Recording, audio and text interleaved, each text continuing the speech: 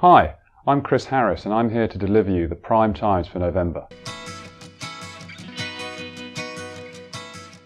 Internations has recently released the results of their annual survey on which destinations around the world have left expatriates with the most health, wealth and happiness. Over 14,000 expats in 195 countries responded. Ecuador was number one on the list of top expat destinations in 2015, which Mexico, Malta, Singapore, Luxembourg, New Zealand, Thailand, Panama, Canada and Australia filled out the top 10. Focusing on Asia, other than Singapore and Thailand, there were a number of other countries that were included in the top 50, including the Philippines, Malaysia, South Korea, Hong Kong, Japan, Indonesia, Vietnam, China and Myanmar. These countries all ranked highly for their combined score in 6 categories: quality of life, ease of settling in, work, family life and personal finance. In the category that has most to do with health, quality of life, Singapore came out on top, not only for its inhabitants' feelings about the levels of safety and medical care, but also for the city's exceptional leisure, travel and transport options. Looks like there are options all over the world if you'd like to find a great place to work abroad. Our next story has a mixed bag of news from recent research published in the UK's Lancet Medical Journal. The research states that people are living longer, but also dealing with more illness as a result.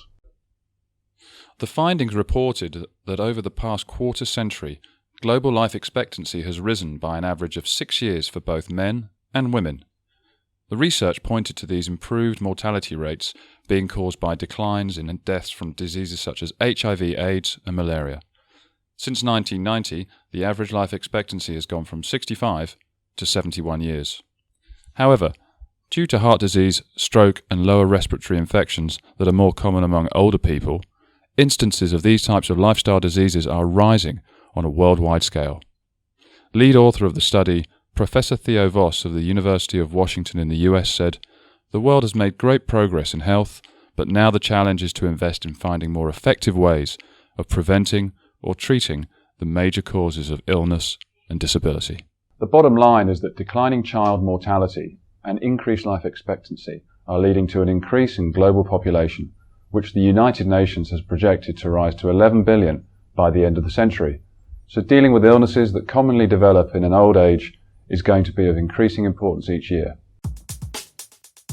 Finally, ASEAN member states are warning health insurance companies in the region to prepare for what could potentially be a single market among member countries. The organisation, which includes Brunei, Cambodia, Indonesia, Laos, Malaysia, Myanmar, Philippines, Singapore, Thailand and Vietnam, has stated its intention to integrate its members economically under the banner of the new ASEAN Economic Community, which is expected to be officially unveiled at the end of 2015. With an emphasis on integrating the economies of member states, the community would bring down barriers that could allow an insurer in one country access to a number of new markets.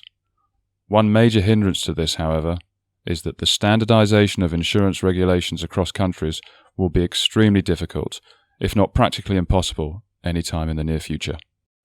On the subject, Cambodian Minister of Economy and Finance, Onporn Moniroth, said that greater consistency in regulatory standards among the 10 ASEAN states is crucial to facilitate liberalisation of the insurance sector in the region, and that regulatory differences raise the cost of cross-border services, and compliance cost for different sets of rules can be high, thus hindering insurance market integration in ASEAN. Here's hoping that ASEAN insurers, regulators and policymakers can accomplish the worthwhile task of integration.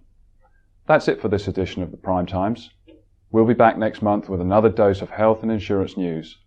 Until then, for all your international health insurance needs, be sure to check out pacificprime.com.